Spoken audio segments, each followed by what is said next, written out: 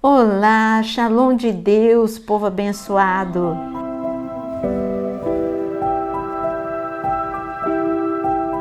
Estamos aqui para falar um tema muito maravilhoso, que é a segunda vinda de Jesus. Eu tenho certeza que se você está ouvindo, é porque você tem curiosidade e você quer aprender. O Senhor nos deixou na sua palavra de versículos que nos dão dicas, que é como um quebra-cabeça, que ele nos dá dica para a gente montar e deixar direitinho para a gente entender sobre a sua segunda vinda. Ele fez o mesmo quando ele quis anunciar que Jesus viria, o Filho de Deus, o Messias, viria, nasceria e viria para nos salvar e resgatar. Ele falou todos os detalhes, falou aonde ele nasceria, em Belém. Ele disse de que forma ele nasceria, ele falou de que tribo ele viria, qual seria o seu nome. Todos os detalhes nos foram deixados na palavra. E a mesma coisa em relação à sua segunda vinda. Nós temos várias linhas teológicas, principalmente de escatologia. Nós temos as três principais, que é o pré, pós e mesotribulacionistas, mas não importa qual é a linha que você segue, todos concordam com a volta de Jesus. Todos creem na volta de Jesus no final da grande tribulação. Todos creem na sua segunda vinda. E a volta de Jesus, quando nós falamos no final da grande tribulação, nós estamos falando de um período de 7 anos. Estamos falando do pior momento da história da humanidade. Assim Jesus disse em Mateus capítulo 24. Vai ser um momento, 7 anos intensos de julgamento, de juízo de Deus sobre a terra. Um juízo dividido em 3 etapas, começando por selos, por trombetas e por taças. São desastres, é epidemia, terremoto, guerra, perseguição, tanta coisa que vai acontecer num período de 7 anos. Ao final desses 7 anos, nós temos algo que o Senhor anuncia, que é a pior guerra também que o mundo já testemunhou. Essa guerra tem local e tem nome. O nome dessa guerra é Armagedon. O local, como diz o próprio nome, no Megido, no Vale de Jezreel. Por que, como diz o próprio nome? Porque Armagedon vem da palavra Har Megido, no Monte Megido. Então, essa batalha tem um nome, essa batalha tem um tempo para acontecer, vai ser no final da grande tribulação, e essa batalha tem um local aonde ela vai acontecer, que vai ser lá em Israel, no Megido, no Vale de Jezreel. Bom, então vamos falar da volta de Jesus. Para isso, eu preciso ouvir o que aconteceu depois que enquanto Jesus ascendia aos céus. Jesus morreu, ressuscitou, andou 40 dias e 40 noites aqui na terra e ele subiu no momento da sua despedida dos discípulos, quando ele ascenderia aos céus, ele escolheu um local. O Monte das Oliveiras. Quando ele subiu no Monte das Oliveiras, ele entregou as suas últimas palavras antes de ascender, e quando ele começou a subir aos céus, ascender aos céus, é lógico que os discípulos ficaram olhando para cima. E enquanto eles estavam olhando, 2 anjos chegaram e deram um recado para aqueles discípulos que nós precisamos ler. Está em Atos, capítulo 1, ele dá esse recado no versículo 7. Não cabe a vocês conhecer tempos ou épocas que o Pai fixou pela sua própria autoridade, mas vocês receberão poder ao descer sobre vós o Espírito Santo e serão minhas testemunhas, tanto em Jerusalém como em toda a Judéia e Samaria e até os confins da terra. E aí, depois de ter dito isso, Jesus foi elevado às alturas, à vista deles, e uma nuvem o encobriu dos seus olhos. E estando eles com os olhos fixos no céu, enquanto Jesus subia, eis que 2 homens vestidos de branco se puseram ao lado deles e lhe disseram: Homens da Galileia, por que vocês estão olhando para as alturas? Esse Jesus que foi levado do meio de vocês para o céu virá do modo como vocês o viram subir.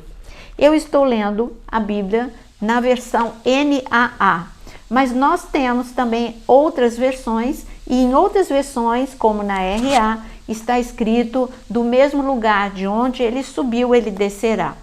E nós então sabemos que a segunda vinda de Jesus, ele escolheu um local, ele escolheu o Monte das Oliveiras. Mas a sua segunda vinda vai ser também por etapas, não que vai ser várias vindas, não, é uma única segunda vinda. Mas ele vai primeiro para um encontro, antes dele colocar o pé no Monte das Oliveiras, ele descerá. E quando ele descer, ele vai se encontrar com um grupo enorme de judeus que, durante a grande tribulação, tiveram que fugir para o deserto, como está escrito em Mateus capítulo 24, quando vocês virem a abominação, quando vocês entenderem e virem a grande tribulação começando, fujam para o deserto da Judeia. Esses homens fugiram, esses homens, mulheres, crianças, fogem, mas eles não ficam só no deserto da Judeia, eles vão até a Jordânia, até Petra. Por quê? Porque Petra, Jordânia, primeiro que Jordânia é muito perto de Israel. Então, num período de 3 anos e meio, o final da grande tribulação, eles fugirem e chegarem até a Jordânia não tem problema nenhum. Os refugiados sírios, até chegarem em Israel, a despeito da Síria ser do lado, coladinho a Israel, eles tiveram que caminhar muito fugindo do ISIS. Eles tiveram que dar uma volta enorme. E quando eles deram essa volta enorme, eles caminharam essa distância equivalente do deserto da Judeia até Petra, e muito mais até. Bom, eles chegam lá em Petra, e quem conhece Petra sabe que Petra é um local onde os nabateus construíram, e é um local, é uma cidade construída na pedra, na rocha, e o caminho para chegar até Petra, você tem que ir a pé, não dá para ir tanques, não dá para ir, também os aviões não teriam acesso a este local, que é como quase um labirinto e muito estreita as passagens, o que facilita para quem está fugindo, e tem muitas cavernas. É o ambiente propício para quem está fugindo, é Petra, deserto da Judeia e Petra. Por que eu estou falando tanto nisso, bem na segunda vinda de Jesus? Porque lá em Petra vai ter um diálogo. Jesus, ele vai voltar, mas ele vai primeiro, assim como José se revelou para os seus irmãos e disse: olha, sou eu, José, a quem vocês perseguiram, venderam, e ali tem um encontro lindo, e os irmãos se arrependem, os irmãos choram, José chora, os irmãos de José choram, José do Egito. Assim será o encontro de Jesus com os seus irmãos, os judeus, que assim como os irmãos de José não entenderam quem era José, não entenderam o plano de Deus na vida de José. Bom, vamos ler esse diálogo? Esse diálogo está em Isaías 63 e está escrito assim: quem é este que vem de Edom? Edom é Jordânia, de Bosra, Bosra é Petra. Então eu vou ler para você Isaías 63, do versículo 1 em diante, e vou ler como está nos nossos dias. Quem é este que vem da Jordânia, de Petra, vestido de roupas vermelhas, roupas vistosas, que vem marchando na plenitude da sua força? Sou eu que falo com justiça, que eu sou poderoso para salvar. Porque as suas roupas estão vermelhas? Porque se parecem com as roupas de quem pisa uvas no lagar? O lagar, eu o pisei sozinho. Dos povos ninguém esteve comigo. Pisei as uvas na minha ira, no meu furor eu as esmaguei, e o seu sangue respingou nas minhas roupas, e todas elas ficaram manchadas, porque o dia da vingança estava no meu coração, e o ano da redenção havia chegado. Olhei e não havia quem me ajudasse. Fiquei admirado por não haver quem me apoiasse. Por isso, o meu próprio braço me trouxe salvação, e o meu furor foi o meu apoio. Você viu? É um diálogo. Pergunta e resposta. Quem pergunta? Aquele grupo de judeus fugidos durante a grande tribulação, quando eles têm uma visão coletiva. Mas isso é possível? É só você pensar em Êxodo capítulo 19. Moisés subiu ao monte, mas mesmo antes de Moisés subir ao monte, todas aquelas pessoas, todo o povo inteiro, uma nação inteira teve uma visão coletiva. Eles viram o quê? Eles viram densas nuvens, eles ouviram o clangor de trombetas, eles viram raios e trovões. Tudo isso está escrito em Êxodo 19. Não foi uma única pessoa, foi a nação toda que teve uma visão coletiva. Então aqui está falando de uma visão coletiva num local.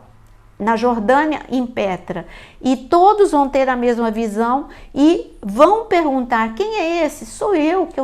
Quem é esse que vem com vestes vermelhas? E aí ele responde: sou eu, Deus Todo-Poderoso. E aí ele explica ainda como foi que as vestes ficaram vermelhas. Eu fui sozinho, ninguém me ajudou, fui eu que pisei no lagar, fui eu que trouxe salvação sozinho, ninguém me ajudou, ninguém me deu água, ninguém me ajudou porque eu entreguei a minha vida por amor a vocês.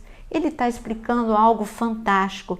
Mas o mais bonito não é só que a gente tem registrado o diálogo entre Jesus e os judeus nessa sua segunda vinda, mas nós temos também o resultado dessa conversa. Será sim, Zacarias capítulo 12, no versículo 10. E aqui está escrito: e sobre a casa de Davi e sobre os moradores de Jerusalém derramarei o espírito de graça e de súplica. Olharão para aquele a quem traspassaram, prantearão por ele como quem pranteia por um filho único, e chorarão por ele como se chora amargamente pelo primogênito. É fantástico ver isso. Aqui está tudo escrito. Eles verão e chorarão por aquele, como alguém chora por um filho único. Eles vão entender que Jesus era o único filho de Deus Pai e que Deus Pai deu o seu único filho por amor a nós, para que todo aquele que nele crê não pereça, mas tenha vida eterna. Mas eles têm um outro entendimento que está escrito aqui em Zacarias 12.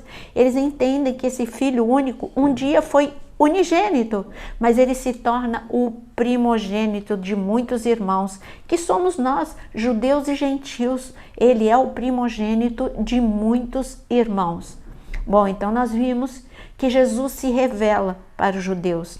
Então nós entendemos que eles recebem um espírito de súplica e eles se arrependem e choram e pranteiam da mesma forma e se reconciliam da mesma forma que aconteceu com José e os seus irmãos. Mas ainda tem mais coisa para acontecer na segunda vinda do Senhor. A guerra, nós falamos, está lá no Megido. E está escrito em Apocalipse 16 que essa guerra é uma guerra em que todas as nações se levantam contra Israel. Está escrito também em Apocalipse capítulo 19 que nessa guerra o Senhor desce com o seu cavalo branco. E ele desce para vencer nesta batalha. E ele vai e coloca um ponto final nessa batalha. Mas não esqueça que no Megido estão reunidas todas as nações. Mas este exército, já tem uma parte desse exército que subiu para Jerusalém. Porque o Megido não fica em Jerusalém e fica no Vale de Jezreel. Então, parte desse exército subiu para Jerusalém. Por quê? Para tomar, para sitiar Jerusalém. E sempre foi assim nas outras guerras, né? Sempre se subia para Jerusalém para sitiar todo Israel, porque o governo está em Jerusalém. Mas quando eles sobem em Jerusalém, será que isso está registrado em algum lugar? Sim, Joel capítulo 3 chama este momento do Vale da Decisão, o Vale de Josafá. Os inimigos sobem até o Vale de Josafá, que é lá em Jerusalém, e eles se concentram neste Vale de Josafá para cercar, para pressionar, para destruir, para invadir, para tomar Jerusalém. Só que antes que o propósito deles se cumpra, o Senhor coloca os seus pés no Monte das Oliveiras, como foi anunciado em Atos capítulo 1. E isso está escrito em Zacarias 14. Você leu comigo Zacarias 12, agora você vai ler comigo Zacarias 14.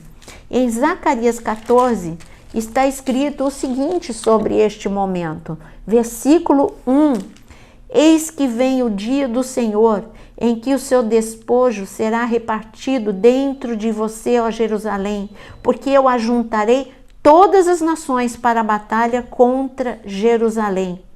E ele diz no versículo 4: naquele dia os seus pés estarão sobre o Monte das Oliveiras, que está em frente de Jerusalém para o leste. O Monte das Oliveiras será fendido pelo meio, do leste ao oeste, formando um grande vale.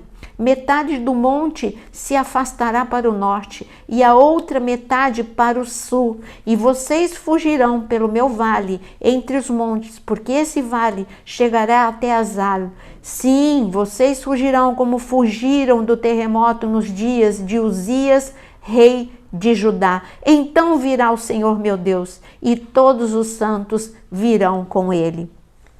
Olha que incrível, o Senhor, como está escrito e foi anunciado em Atos capítulo 1, o Senhor coloca o pé no Monte das Oliveiras, porque todas as nações subiram para guerrear ali no Vale de Josafá.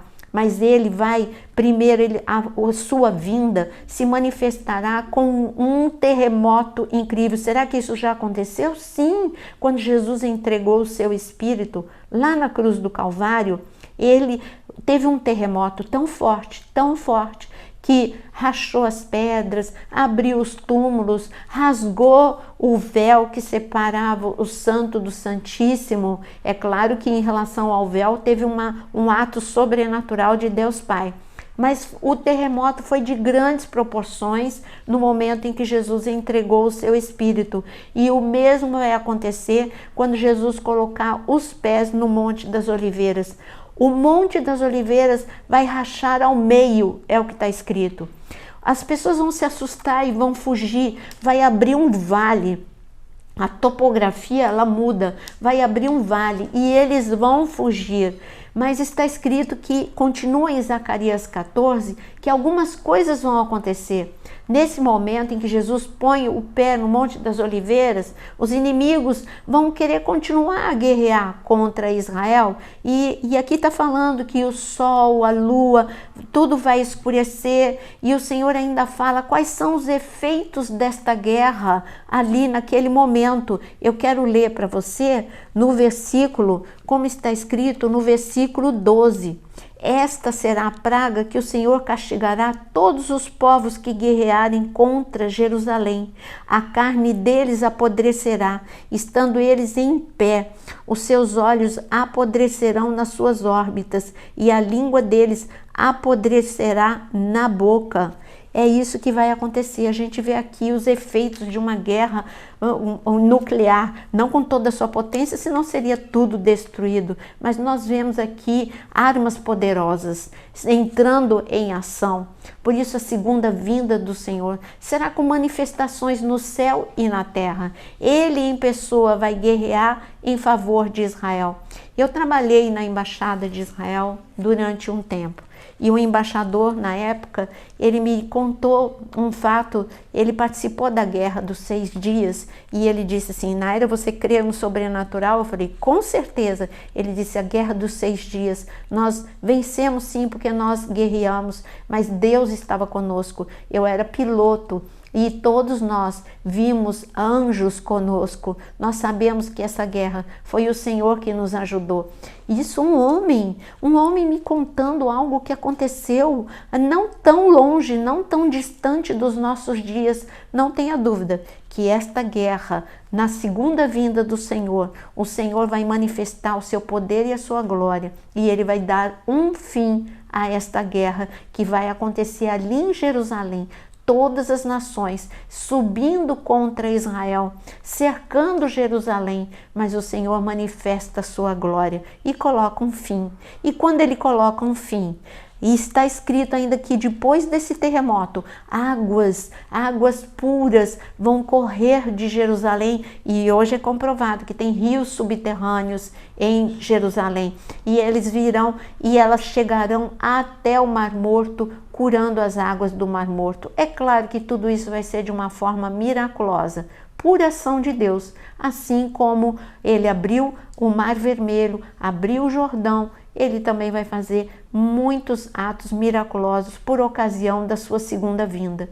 E depois, o que acontecerá? O milênio. Jesus vai reinar por 1000 anos aqui na Terra. Eu espero que você tenha entendido um pouco sobre a segunda vinda de Jesus e que você deseje muito essa segunda vinda, porque vai começar um reino de paz, que é o milênio depois dessa sua segunda vinda. E eu espero também que, se você gostou, curte esse vídeo, compartilha com quem tem dúvida, e assim você vai estar semeando a palavra e preparando muitos para a vinda do Senhor. Que o Senhor te abençoe e que até o próximo vídeo, onde estaremos esclarecendo outras dúvidas. Que o Senhor te abençoe.